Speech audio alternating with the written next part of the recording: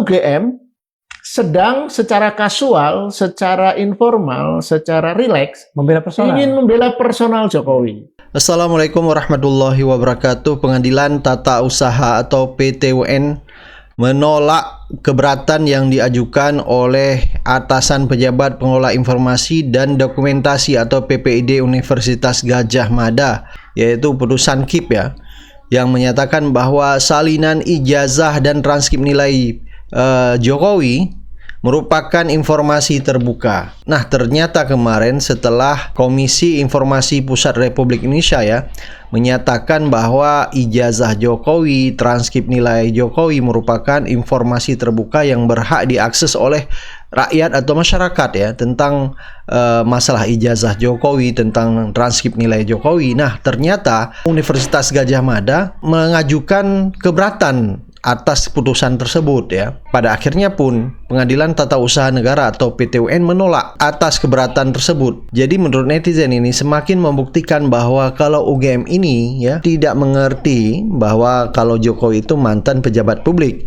Jadi seluruh informasi tentang masalah ijazah, transkrip nilainya memang harus bisa diakses oleh masyarakat banyak, bukan malah mengajukan keberatan ke PT UN ya. Dan ini semakin terang-terangan UGM ya melindungi Jokowi.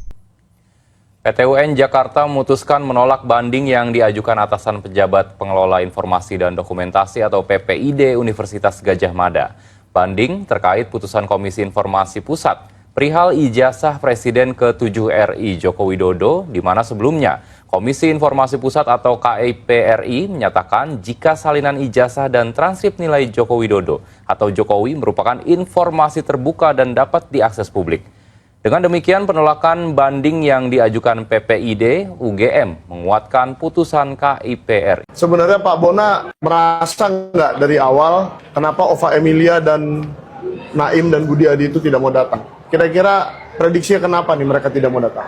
Karena sebenarnya mereka aktornya di sini. Iya, kan mereka yang tanda tangan kan? Tanda tangan khususnya Pak Prof Naim sama Prof Budi. Ya. Tangan-tangan mereka yang mau kita tanyakan. Betul. Kenapa mereka menandatangani tapi tidak bertanggal? Tanggal ya. Mereka kan pencipta dokumen. Ya. Kalau KPU dalam hal ini ya penerima dokumen. Jadi gampang-gampang aja kalau datang ya? Ya ngeles aja dia, ya kan? Ya. Dari sononya kan bisa aja dia. Betul. Iya, melemparkan kesalahan ke pihak pemberi dokumen. Betul. Seperti itu, walaupun di suratnya UGM sudah kasih tahu bahwa mereka punya peraturan sendiri. Pertanyaan saya sederhana, UGM kayaknya punya negara sendiri sehingga bisa berani. Iya, saya mau tanya Ibu, ini ada suratnya nih, saya kasih tunjuk nih. Ini bisa nggak saya kasih tunjuk jawabannya apa? Jadi jawabannya UGM tidak punya peraturan tentang legalisir. Nah, tadi siapa yang mau ini? Kalau ini boleh. Ini. Dasar pelaksanaan layanan legalisir online baru diterapkan tahun 2018. Nah, jadi sebelum 2018 UGM ini kampus agak terbelakang. Jangan-jangan ya? sebelum 2018 UGM berada di bawah kerajaan Belanda. Waduh. UGM berada di bawah kerajaan Belanda. Waduh. Nggak tahu saya. Dia nggak berada dalam negara Republik Indonesia, sehingga dia merasa tidak mematuhi Undang-Undang Nomor 30 tahun 2014. Dan juga, ya jangan-jangan dia juga tidak mengakui 1997 ada keputusan Menteri Nomor 324 ya tentang ini juga legalisir bertanggal ini. Tentang legalisir harus bertanggal ya? Iya. Mereka hanya peduli yang 2018 peraturannya sendiri. Mereka seakan-akan punya negara sendiri lah, kan gitu kan? Jangan-jangan deh ini apa? Gak tahu saya mau lihat statuta UGM. Jangan-jangan statuta UGM menyebut bahwa mereka tidak terikat pada peraturan perundang-undangan yang dibentuk oleh Presiden bersama DPR. Bisa aja, nggak tahu saya. Itu bahaya itu. Ini bahaya. Makar itu. Saya menangkap ini komplotan. Saya mengatakan bahwa memang sejak awal Jokowi itu tidak punya ijazah. Itu ijazahnya orang lain. Parah. Itu ijazahnya Joko Widodo. Joko Widodo. Tapi bukan Jokowi. Bukan Jokowi. UGM sedang secara kasual, secara informal, secara rileks ingin membela personal Jokowi. Agar UGM tidak membuka informasi itu. Nah, UGM itu sebenarnya hanya ingin kepentingan Jokowi atau kepentingan UGM sendiri. bahwa UGM tidak perlu repot-repot mencari data, dokumen, informasi terkait ijazah Jokowi, yang kemungkinan mereka ada dua kemungkinan ya, tafsir saya ya. Mereka memang tidak punya karena buruk sekali dalam hal Dokumentasi, arsip pengarsipan, atau yang kedua yang jabang bayi jangan sampai ketemu. Itu memang ada niat untuk bersekongkol menyembunyikan informasi ini. Nah, itu yang ini nanti cepat atau lambat akan ketahuan lah. Wacana kami terus terang sebagai kampanye opini publik, ini ada pertarungan antara kuasa terang dengan kuasa gelap, persekongkolan kuasa gelap. Nah, kan silakan kalau UGM terlibat dari itu. Kalau yang persekongkolannya antara pengacaranya Jokowi, paling buruk Pratikno, nggak apa-apa. Mengapa UGM tetap kekeh? Tetap double lah kasarnya. Ya, karena kembali dua hal tadi yang saya singgung ya. Itu karena untuk menutupi kelemahan UGM, PPID UGM, pejabat pengelola informasi dan dokumentasi, bahwa mereka tidak punya data itu, atau mereka memang sengaja menyembunyikan, bersekongkol. Kalau mereka tidak punya, ya gimana lagi? Kan itu sudah dijawab, mereka tidak punya. Sebagian bilang tidak punya. Tapi kalau yang kedua, nah itu yang harus kita bongkar. Jadi intinya gini, ketika gugatan ke KIP terhadap UGM itu kita ajukan pada bulan Oktober 2025, itu kan kita meminta sekitar 20 dokumen ya. Dari 20 dokumen itu UGM tidak memberikan satupun dokumen yang kita minta.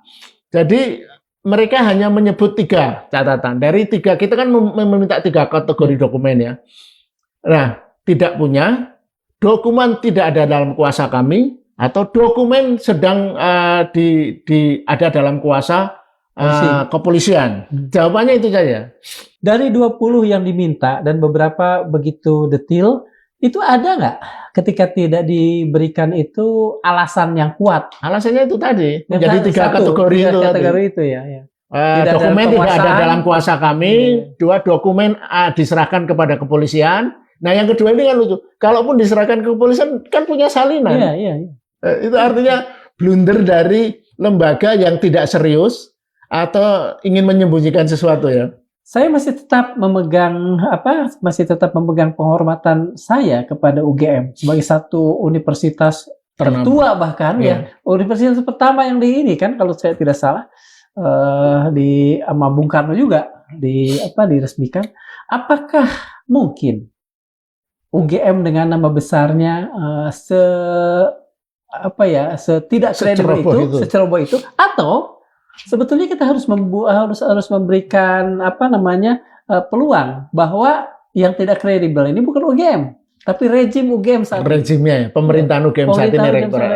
Saya pasti, jawaban saya jelas pasti itu karena perilaku Rektorat UGM sekarang, pejabat-pejabat di Rektorat UGM. Ya, karena kan kita tahu lah polemik pemilihan Rektor UGM-nya periode 2022-2027 kalau nggak salah ya. Prof. Novi ini, dia kan dipilih oleh rezim era Jokowi, yang waktu itu kenapa pemilihannya mutlak, menang mutlak, karena Majelis Wali Amanatnya, MWA, Majelis Wali Amanat UGM itu dipimpin oleh Pratikno. Jadi yang saya dengar pemilihannya itu menang total lah, menang kayak musyawarah mufakat 95% lah mungkin ya. Yang saya ingat begini, dari referensi yang saya ingat bahwa waktu itu pemerintah juga baru mengesahkan undang-undang atau peraturan pemerintah baru menyangkut pemilihan rektor, di mana ada klausul baru pemilihan rektor di universitas negeri itu Kemendikbud, Kementerian Pendidikan dan Kebudayaan itu punya veto suara 35%. Kemudian Majelis Wali Amanat 65%. Nah, rangkaian-rangkaian itu sepertinya kan innocence, tapi itu kayaknya memang antara ini sengaja untuk prakondisi lah ya. Prakondisi untuk merekayasa pemilihan, memuluskan ya. Dengan Ketua Majelis Wali Amanatnya Pratikno, ya kan bisa dengan cara yang benar atau tidak benar. Kemudian apalagi Kemendikbudnya yang pasti pro Jokowi punya suara 35% ya, jadinya 95% menang lah. Sayangnya, konteksnya memalukan. Karena kalau dokumen itu benar, lengkap, dan rapi, kenapa harus takut diperiksa dan diverifikasi? Tidak ada lembaga yang panik terhadap kebenaran. Yang biasanya panik adalah lembaga yang sedang menjaga kebohongan. Sementara, kelompok yang meragukan ijazah datang dengan data pembanding. Tanggal yang tidak sinkron, arsip hilang, dokumen administratif tidak ada, testimoni berubah-ubah. Apakah semua itu pasti benar? Tidak. Tapi, apakah negara sudah membantahnya secara meyakinkan? Belum, sama sekali belum. Yang kita hadapi sekarang itu bukan teori konspirasi. Yang kita hadapi adalah kekosongan jawaban. Dan di titik ini, mari jujur, publik masih belum tahu apakah ijazah Presiden Jokowi itu benar-benar otentik. Atau kita sedang menyaksikan salah satu kebohongan paling mahal dalam sejarah Republik Indonesia. Jangan marah pada rakyat yang bertanya. Marahlah pada sistem yang membuat pertanyaan sesederhana ini berubah jadi ancaman bagi negara. Kalau negara sebesar Indonesia saja takut mengaudit satu ijazah, bagaimana kita bisa berharap hukum ditegakkan untuk korupsi triliunan? Kalau sebuah dokumen sarjana saja dianggap tabu untuk diperiksa, untuk apa kita punya institusi negara? Saya bahas analisis lengkapnya di YouTube Kiti Kirana. Kalau kamu masih percaya negeri ini pantas punya pemimpin yang jujur, tonton sampai habis dan jangan biarkan pertanyaan sesederhana ini dibungkam. Karena kejujuran itu bukan hak istimewa, itu adalah syarat dasar untuk sebuah republik. Jadi Jokowi itu bukan Jokowi Dodo. Jokowi yang disebut ini selama ini bukan Jokowi Dodo. Jadi presiden ke-7 itu. Iya, bukan Jokowi Dodo aslinya. Kan ada 4 pertanyaan di benak saya. 1, orangnya asli, ijazahnya asli. Orangnya asli, ijazahnya palsu. Orangnya palsu, ijazahnya asli. Atau orangnya palsu, ijazahnya palsu. Nah, ternyata yang keempat ini yang mendekati kebenaran. Orangnya itu palsu, ijazahnya juga palsu, dibuat palsu, gitu loh. Jadi Jokowi itu bukan Jokowi Dodo. Jokowi yang disebut ini selama ini bukan Jokowi Dodo. Jadi presiden ke-7 itu. Iya, bukan Jokowi Dodo aslinya. Waduh, perlu saya buka dalam forum ini karena saya selalu bicara dengan fakta. Kebenaran itu harus disampaikan, gitu. Ya. Mau saya buka sekarang? Saya jadi bingung nih. Ini pemirsa pengen saya buka nggak ini? Soalnya kalau dibuka ini bisa membuat chaos katanya. Tapi kalau buka aja dong. Ini ada album alumni apa itu? Kamu baca? Fakultas Kehutanan Universitas Gadjah Mada 1957 sampai Februari 1988. Nah, ini sih kayaknya pernah berkeliaran di medsos juga ya. iya, tapi ya. orang nggak perhatian. Kalau saya perhatikan ada sesuatu ini di balik buku itu. Coba di close up di nomor terakhir. Halaman 280. Coba di close up, siapa namanya? Oh. Itu ada seorang Fotonya sering beredar. sosok yang berkacamata. Iya, fotonya sering beredar. Tapi disebut orang lain namanya. Itu juga kamuflase itu mengalihkan supaya orang nggak perhatian terhadap dokumen ini. Jadi kamu baca coba, Mike. Nama Joko Widodo. Tapi fotonya begini. Ini kan bukan foto Joko Widodo presiden. Bukan. Saya memang sampai sekarang masih sulit ya mempercayai bahwa apa yang ada di ijazah yang selama ini dipertanyakan itu adalah orang yang jadi presiden. Iya. Jadi waktu saya dibilang oleh Pak Roy dan kawan-kawan bahwa itu fotonya Dumatno berdasarkan sebuah program aplikasi untuk mengecek kesamaan wajah. Seperti dugaan kita, ya memang kita dari awal sudah tahu bahwa pasti pihak, terutama pihak UGM, yaitu Profesor Opa dan Profesor Budi Adi dan Profesor Naim pasti tidak mau datang juga. Bahkan walaupun hakim mediasi menawarkan nggak perlu datang di tempat, tapi cukup Zoom WA pun beliau tidak mau. Jadi akibatnya ya kita kembali bahwa ya kalau hanya kuasa yang menyatakan suaranya kita kurang yakin. Makanya tadi kita bilang ya kita sepakat untuk tidak sepakat seperti itu. Jadi kita sepakat untuk lanjut ke persidangan, ke pembuktian. Nah di situ nanti kita akan bukakan semua fakta-fakta. Saya mengumpulin kami sekitar 26 bukti ya, alat bukti yang akan kami tampilkan di persidangan.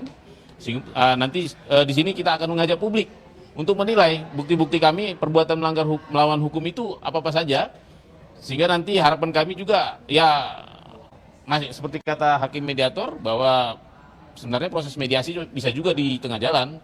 Kita juga tidak berharap nanti persidangan ini sampai berlarut. Ya semoga nanti di tengah jalan ada kesadaran para pihak yang kami duga melakukan perbuatan melawan hukum, minta maaf dan kita sudahi juga, bisa seperti itu.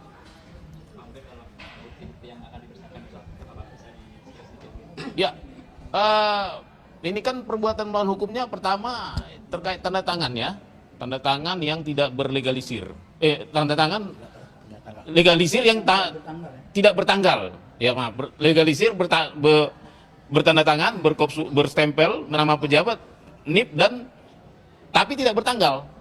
Itu saya dapat dari KPU Kota Surakarta, KPU ada 2, KPU DKI Jakarta ada 1, KPU ada 2. Nah semuanya ini sepakat tidak punya tanggal pada legalisirnya, sehingga itu melanggar Undang-Undang Nomor 30 Tahun 2014 tentang tentang administrasi pemerintahan, Peraturan Menteri Pendidikan Nasional Nomor 59 Tahun 2008 dan Keputusan Menteri Pendidikan dan Kebudayaan Nomor 324 tahun 1997 yang mengatur tentang syarat-syarat legalisir fotokopi ijazah harus memiliki tanggal salah satunya, dan itu dilanggar oleh para terduga yang boleh dibilang sudah dilakukan oleh UGM selaku dalam hal ini Fakultas Kehutanan ya, terus diterima oleh KPU tanpa ada koreksi verifikasi, mempertanyakan kenapa ini tahun 2005, 2010, 2012, 2014 ini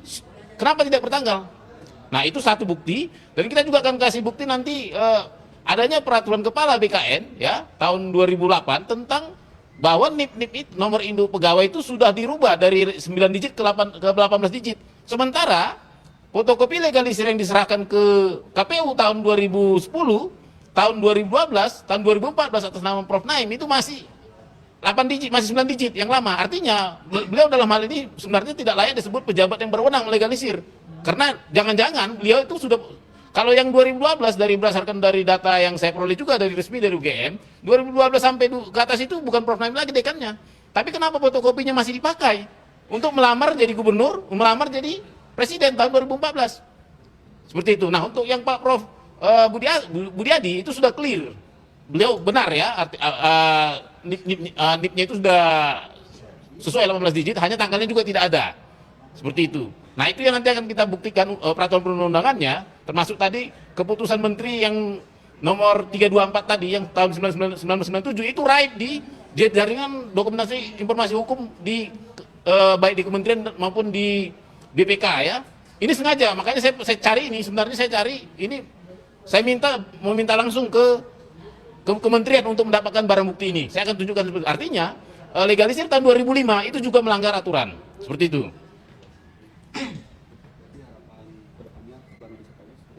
Gimana Pak Mur mungkin?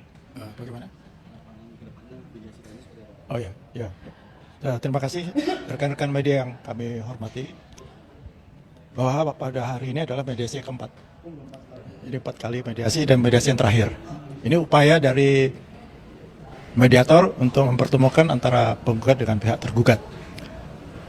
Pada waktu mediasi kedua, sebenarnya kami meminta T789 yang mewakili jadi kuasa hukumnya supaya bisa menghadirkan Prof. Naim dan Prof. Budiadi untuk mediasi yang ketiga. Ternyata ketika mediasi ketiga minggu lalu tidak bisa dihadirkan dan tetap kekeh bahwa sesuai dengan penolakan untuk tidak hadir dalam sidang mediasi. Ini kami masih tawarin lagi pada mediasi ketiga, tawaran kami adalah kalau tidak bisa hadir kemari, lain juga tidak bisa. Kami tawarkan lagi kalau tidak bisa online maupun tidak hadir, kami yang ke sana. Tidak direspon juga. Jadi niat baik kami itu tidak direspon dengan baik. Jadi ada apa ya? Artinya tuh ada niat tidak baik dari pihak sana. Sebenarnya pihak kami kepada Prof. Naim, kami menanyakan pertama, apakah benar beliau yang tanda tangan? Ini kan pertanyaan yang sebenarnya sederhana ya, untuk membuktikan bahwa betul-betul beliau lah yang menandatangani melegalisasi. Itu belum pada legalisasinya tidak sah. Untuk tanda tangannya kami sebenarnya ingin menanyakan pada beliau. termasuk juga Prof. Budiadi, supaya tahu bahwa benar-benar beliau tanda tangan. Belum lagi kesalahan tadi Hanif dan lain. Nah, kesalahan tersebut kami sebenarnya ingin apa ya? Ingin membuktikan. Ini kita kan pengadilan kan sebenarnya ingin membuktikan siapa yang salah siapa benar. Kalau ini terbukti bahwa beliau tanda tangan, ya udah. Berarti yang kami kejar adalah masalah legalisasinya karena tidak ada tanggal.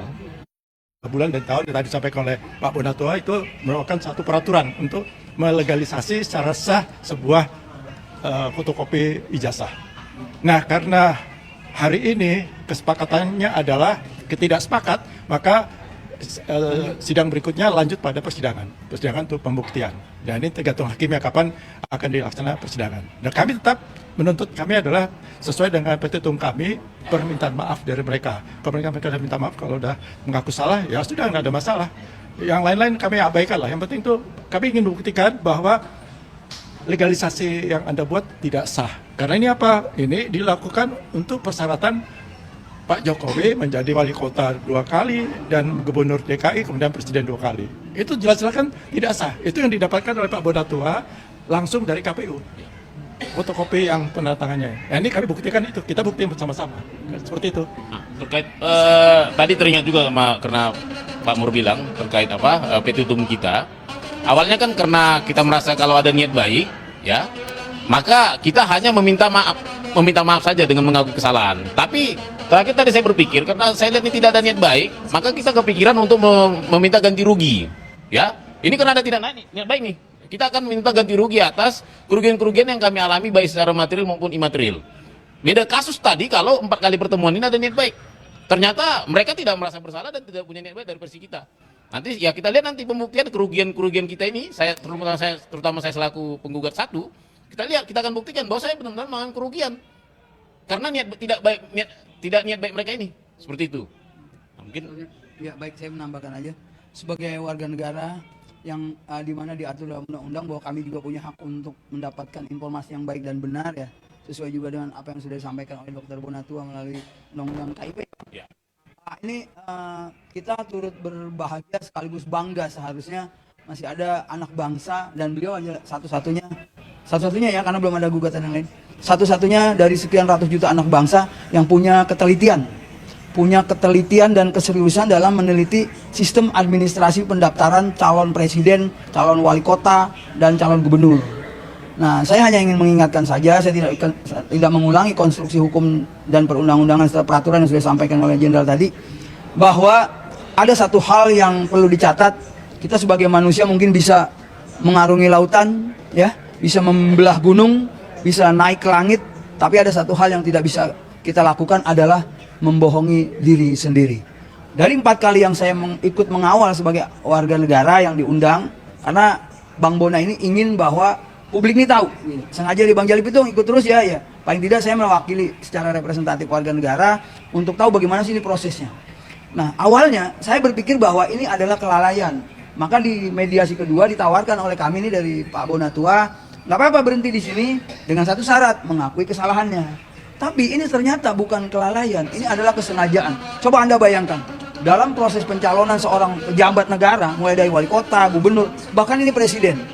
Biar kita tahu ya, seluruh kebijakan di dalam negeri Indonesia itu sangat dipengaruhi oleh keputusan presiden. Nah, kalau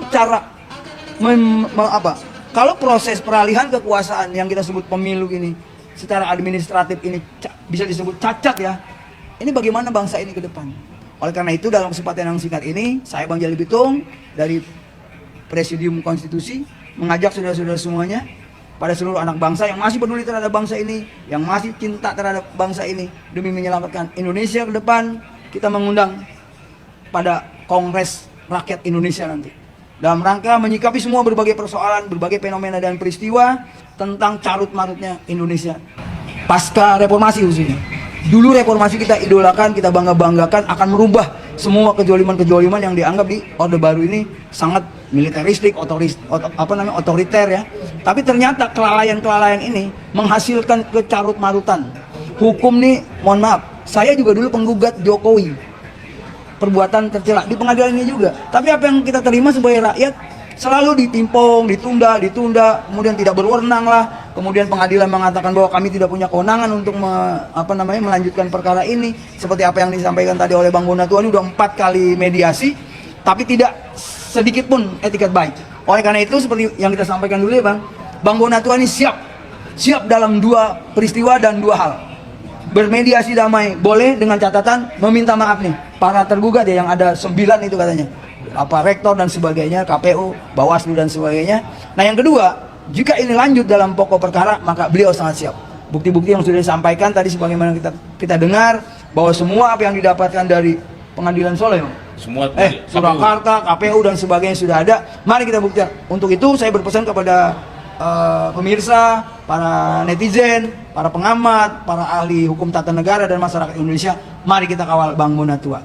Assalamualaikum warahmatullahi wabarakatuh. Terima kasih ya. Oke, di sini ada, saya ambil dari Diswa ID, ditulis hari ini Ahad tadi ya, siang. Ova Emilia, Rektor UGM, tergugat 29 miliar kasus Bank BPR Tripilar Artajaya. Netizen titik 2, tersandra kasus ternyata tersandra kasus. Nah, ini menarik teman-teman sekalian. Jadi kalau yang ditemukan oleh netizen BIN kita ini, Badan Intelijen Netizen ini benar, bahwa memang Jokowi menggunakan jurus memukul dan merangkul. Jadi kemarin saya ulang-ulang lagi, Jokowi bukan tidak tahu para pembantunya, menterinya pada maling, ngerampok uang rakyat, tapi dia tidak pernah tegur. Dia jadikan itu sebagai sandera. Dan ternyata menurut temuan netizen kita, memang si Ova Emilia ini tersandera. Saya bacakan beberapa paragraf ya. Pernyataan Rektor UGM dalam sebuah video dan wawancara di televisi swasta mendapatkan berbagai tanggapan dari masyarakat dan netizen. Tidak hanya itu, netizen juga ungkap data jika Ova Emilia, Rektor UGM, tergugat 29 miliar yang merupakan pemegang saham Bank Pegadaian Rakyat Tripilar Artajaya. Diketahui dari putusan Pengadilan Negeri Hubungan Industrial dan Tindak Pidana Korupsi Yogyakarta nomor 156/PDT/208/PT-YYK menyebutkan jika Ova Emilia merupakan pemegang saham dari Bank BPR Tripilar Artajaya. Ova Emilia yang merupakan tergugat 4 merupakan pemegang saham mencapai 99,8% atau pemegang saham mayoritas. Bayangkan, dari 100% Ova Emilia ternyata punya 99,8%. Berarti hanya 0,2% milik orang lain. Nah, menariknya adalah bahwa dari putusan direktur di putusan Mahkamah Agung, jadi sudah sampai tingkat Mahkamah Agung ya, saudara-saudara kalian ya, udah habis kasasi ya, menyatakan tergugat 1, 2, 3, dan 4 telah melakukan perbuatan melawan hukum. Ya, jadi yang melawan mereka adalah LPS, Lembaga Penjaminan Simpanan. Adapun tergugat 3 adalah Abdul Nasil atau Jang Kun Won yang merupakan suami dari Ova Emilia yang merupakan tergugat 4. Selain itu, putusan juga menguatkan putusan Pengadilan Negeri Yogyakarta tanggal 1 Agustus 2018. Dengan adanya kasus ini membuat netizen menghubungkan bagaimana Ova Emilia yang merupakan Rektor UGM terlihat memberikan pembelaannya atas ijazah Jokowi. Ova dalam video yang tersebar di media sosial menyampaikan jika UGM punya bukti dan data bahwa Joko Widodo resmi menjadi lulusan dari UGM. Ini menarik teman-teman sekalian, karena ternyata dari kemarin Dr. Tifa mengingatkan itu bukan urusan UGM lagi, Mbak Ova gitu ya. Bu Rektor, tugas UGM sudah selesai ketika menyerahkan ijazah buat mahasiswa yang lulus dalam wisuda. Kalau kemudian ada orang menduga, pada pihak publik menduga bahwa Jokowi ijazahnya palsu, ya biarkan saja. Jokowi yang melakukan bantahan-bantahan kayak akrobat kayak ini itu. Kenapa justru UGM yang pontang-panting dan jungkir balik? Dan itulah sebabnya tadi maka netizen menghubung, oh pantesan lo jungkir balik, lo bela-belain, ternyata lo tersandra. Dan menurut saya masuk akal karena putusan kasasi yang 2019 itu sekarang sudah 6 tahun. Dan harusnya sesuai dengan putusan itu mereka dihukum membayar 29 miliar secara tanggung renteng. Nah, kita tidak mendengar nih apakah mereka sudah membayar atau tidak. Ada beritanya. Nah, bisa jadi kalau sampai sekarang tidak membayar karena tadi ada Joko Widodo yang memberikan perlindungan seperti yang terjadi pada Sylvester Matutina. Sudah ingkrah sejak 2019 sampai saiki tidak kunjung dieksekusi. Dan ketika kita ribut meramaikan secara sangat berisik di media sosial, justru Kejaksaan Agung yang sibuk memberikan klarifikasi ini itu bahkan menjelaskan bahwa Sylvester sedang melakukan peninjauan kembali PK. Dan yang menjelaskan Kejaksaan Agung, bukan lo tangkap malah sibuk menjelaskan ini itu. Dan kemarin dia tidak bisa hadir sidang karena tiba-tiba sakit, ada penyangga lehernya. Apa urusan? Saya jadi ingat ketika dalam sebuah debat panas di stasiun televisi swasta, dia meledek Roy Suryo dengan itu pakai penyangga leher segala macam. Hari ini dia melakukan itu sendiri ya.